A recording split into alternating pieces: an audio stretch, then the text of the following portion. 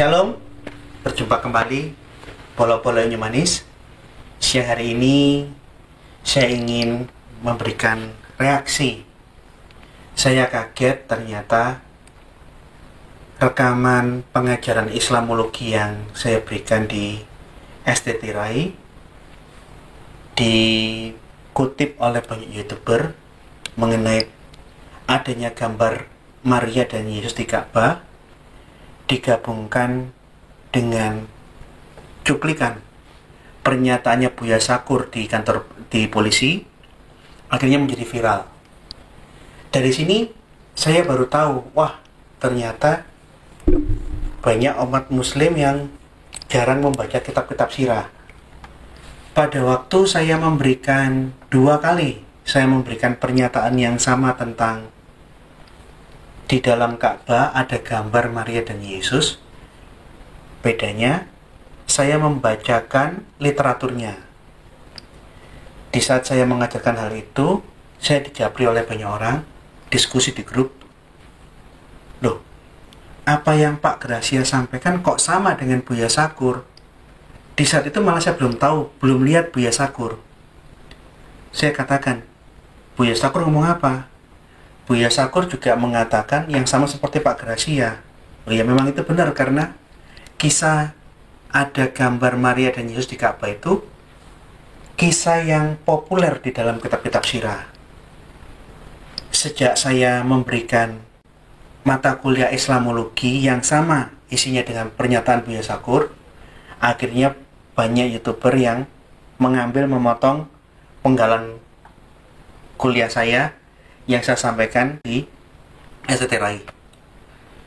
Saya jelaskan bahwa memang di tanah Arab sebelum Islam sudah ada penyembahan terhadap Maria.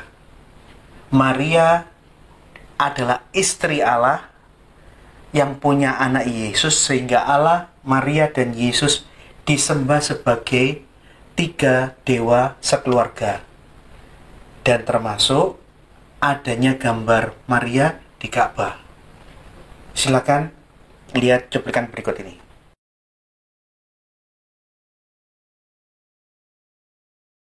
Termasuk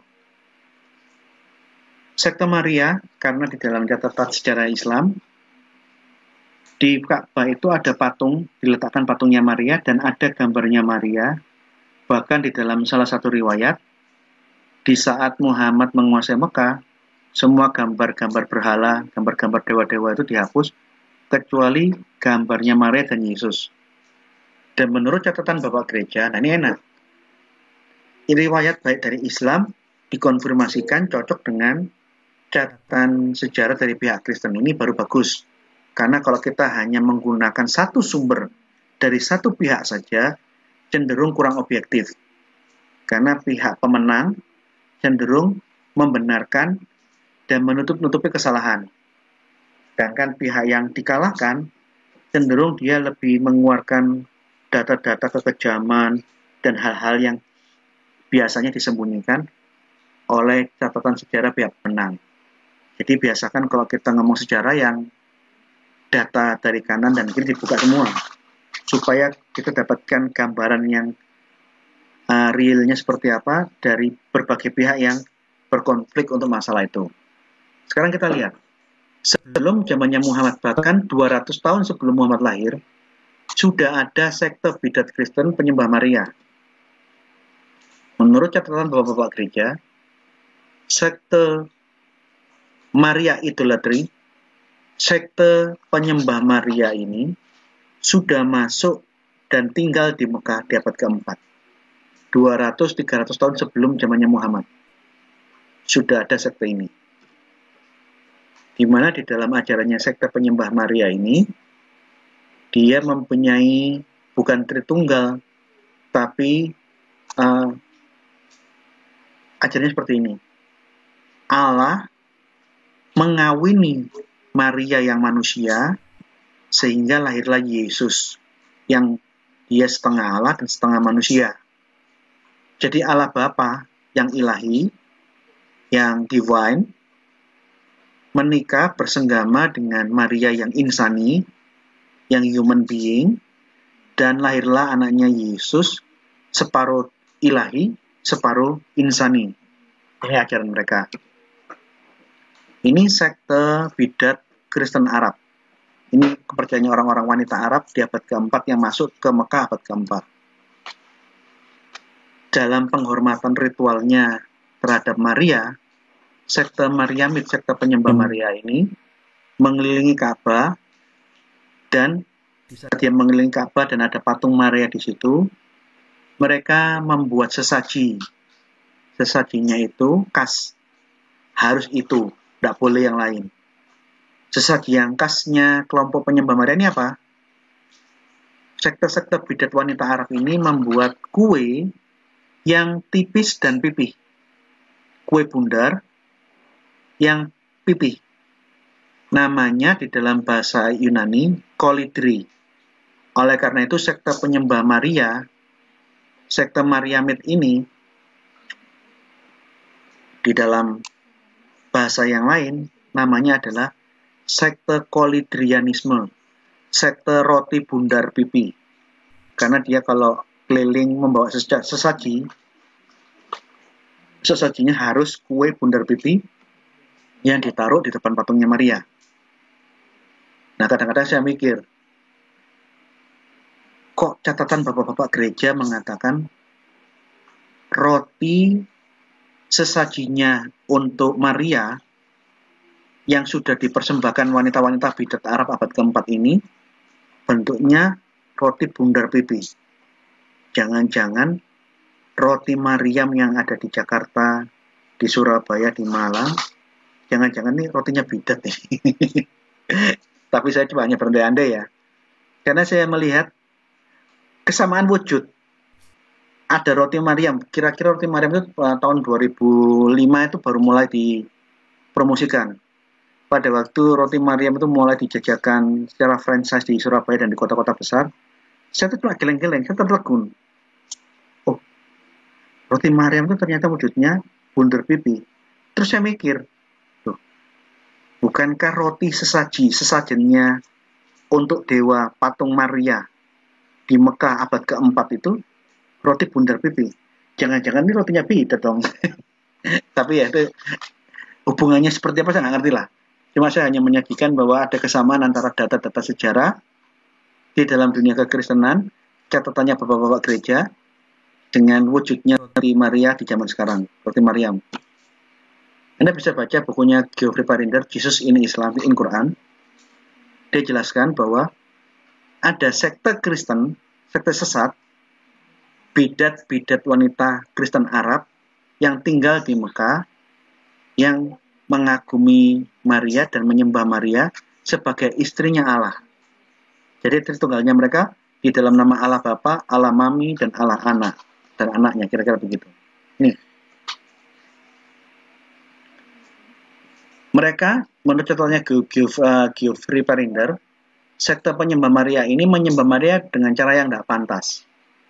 Kaum kolidrian, kaum roti bundar, sekte Maryamid ini adalah sebuah sekte wanita Arab abad keempat mempersembahkan kepada Maryam dalam wujud patung sejumlah roti bundar pipi kolidri.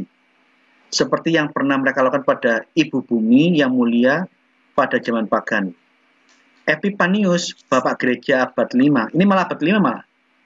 Ini mungkin ada salah sedikit tentang penanggalan abad.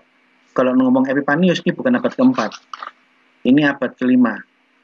Epipanius, penentang kesesatan ini, mengatakan bahwa Trinitas harus disembah. Bapa, Putra, Roh Kudus, Allah, Firman Allah, dan Roh Allah harus disembah. Tetapi Maria tidak boleh disembah. Kemungkinan sekte bidat Kristen ini masuknya abad keempat, tapi masih eksis di zamannya Epipanius, karena Epipanius ini bapak gereja abad 5. Nah, tidak ada satupun orang Kristen di gereja manapun, termasuk gerejanya Pak Deking Gadas. Mari kita berdoa di dalam Allah, di dalam nama Roh Tritunggal, God the Father, God the Mommy, and God the Son, dan anaknya.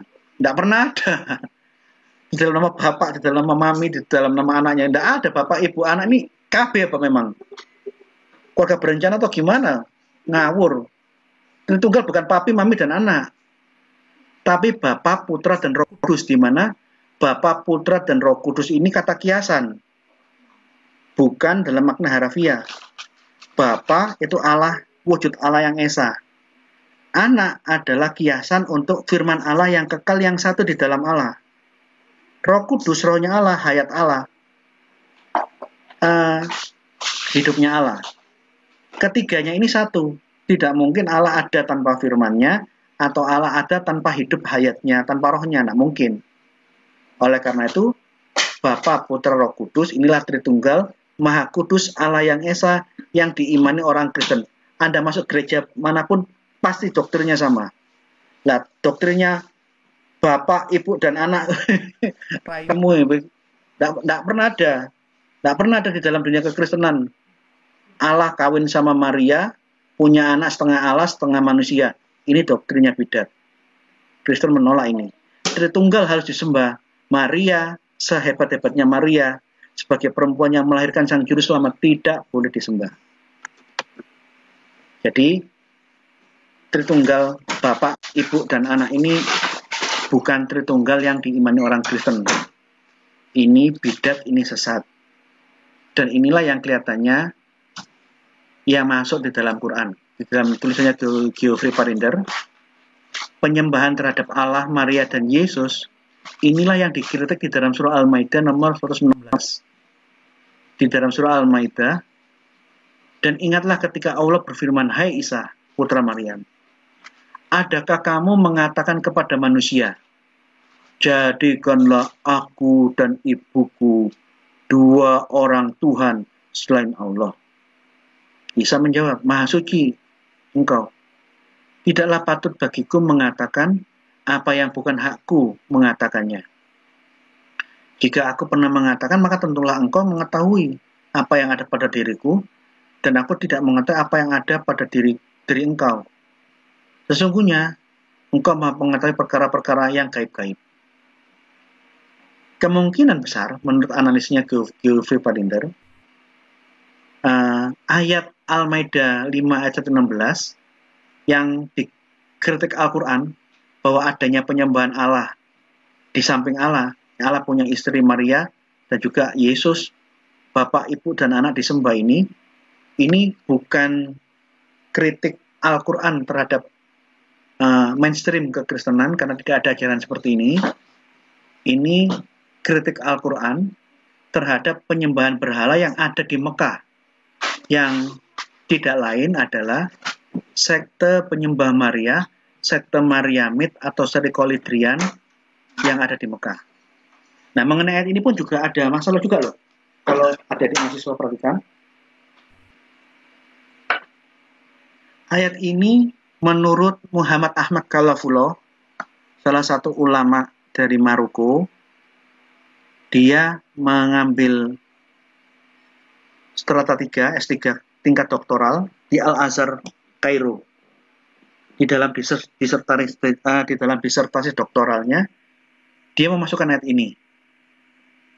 Bahwa ayat ini merupakan salah satu contoh ayat yang tidak pernah terjadi di dalam sejarah. Karena apa? Kok bisa Allah tidak tahu dan meminta konfirmasi kepada Yesus? Kira-kira gambarannya begini ya. Yesus, Yesus, kamu ya yang ngomong ke orang-orang bahwa jadikanlah kamu dan ibumu dua Allah selain aku. Ya ampun Tuhan, kapan gue ngomong begitu? Gue gak pernah sumpah. Nah ya makanya itu aku kan tanya, aku mau konfirmasi ke kamu. Gak pernah sumpah. Sampai ada yang ngomong aku dan ibuku harus menjadi Tuhan di sampingmu. Oh gue marah nih. Ya enggak sudah. Oke lah. Oke, sekarang gini aja lah, gak usah diperpanjang, yang penting clear ya, udah jelas. Memang kamu enggak kan ya, kan bisa mengaku enggak kan? Iya, lu kan maha tahu, kan masa engkau kan Allah yang maha tahu, masa kalau saya berbuat ini, masa kamu enggak tahu? Oh iya, gue maha tahu. Yang penting sekarang udah clear, lu udah memberikan keterangan, kamu enggak pernah kan ya? Sudah. Nah ini yang jadi pertanyaan. Anda kalau baca bukunya Al-Quran bukan kitab sejarah, mengenai kejanggalan ayat ini dan dikategorikan sebagai ayat yang tidak pernah terjadi di dalam sejarah, sampai Tuhan itu meminta konfirmasi kepada Yesus, apakah kamu pernah ngomong nggak seperti itu? Ini bukan ayat yang pernah terjadi dalam sejarah. Tapi di dalam bukunya Muhammad Ahmad Kalafulo itu, dia memberikan penafsiran begini. Tujuan niat ayat itu bukan dari kelogisan narasi, tapi makna di sebalik narasi itu.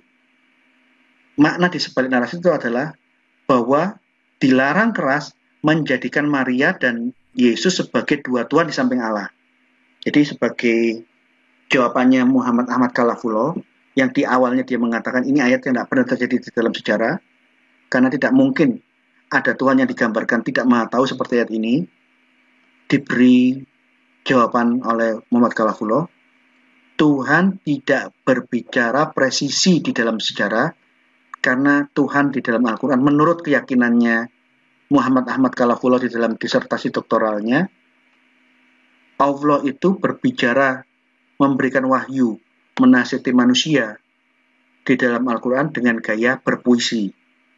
Jadi bukan ketepatan narasi, ketepatan historis yang penting, tapi makna di sebalik narasi itu. Ini jawabannya Muhammad Ahmad Kalafulo. Bukunya bisa dicari di online. Buku yang sangat bagus untuk dipelajari oleh mahasiswa teologi. Ini penting sekali buku-buku ini.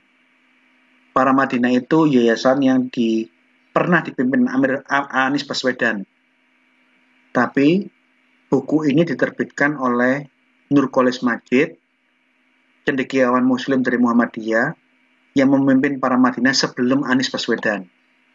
Tapi buku ini sekarang sudah nggak ditarik, tidak ada di toko buku, hanya ada di online, di Tokopedia, di Shopee, Anda bisa temukan buku ini. Jadi, Al-Maidah 116 dipakai oleh orang Muslim dan polemikus Muslim untuk menyerang Tritunggal itu suatu salah alamat. Karena apa yang ditolak di dalam surah Al-Maidah 116 itu juga kepercayaan yang ditolak semua orang Kristen. Bukan saya saja yang menolak. Pak Deking Gadas, gereja-gereja Pentakosta, gereja Katolik, gereja Ortodok, semua menolak ajaran seperti itu. Tidak ada Tuhan Bapak, Tuhan Mami, Tuhan Anak, ngawur itu. Itu keluarga berencana kok dituduhkan, difitnahkan sebagai Tritunggal, itu keliru besar itu.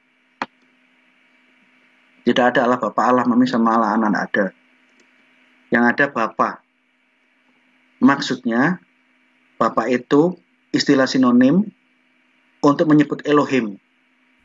Allah yang Esa, Elohim Esa itu Bapa. Di dalam Bapa berdiam kekal Putra, yaitu firman Allah yang kekal. Di dalam wujud Allah yang Esa, di dalam Bapa berdiam kekal Roh Kudus. Semua ini ada di dalam satu wujud, tiga pribadi di dalam satu hakikat, di dalam satu wujud, di dalam satu entitas. Jadi yang dikritik di dalam surah Al-Maidah 116 itu kritik Quran terhadap bidat Maria, bidat penyembah Maria, bukan tentang doktrin Trinitas, nggak ada hubungannya dengan Trinitas. Sektenya ini sudah masuk di Mekah di abad keempat, tapi tercatat oleh Epipanius di abad kelima sebagai masih eksis. Jadi kira-kira 150 tahunan sebelum Muhammad lahir, penyembahan terhadap Maria, seperti yang saya jelaskan di atas, ini sudah ada. Jadi ini bukan sesuatu yang baru. Orang terekam di dalam Al-Quran kok. Nih. Di dalam literatur Islam, masih di dalam buku yang sama, di dalam bukunya Jesus in Islam di Geoffrey Perinder, di halaman 93, Muhammad punya rasa penghormatan yang mendalam terhadap Maryam sebagai ibu Yesus. Bahkan, ahli sejarah Makkah yang tertua, Asraqi, yang meninggal di abad 9, lebih tua dari Ibnu Hisham, tahun 858, mengatakan, di Ka'bah pada waktu itu, pada lajur yang dekat dengan pintu, di arah yang dekat pintu, terdapat sebuah gambar Maryam dengan Yesus di lututnya. Ketika Muhammad memasuki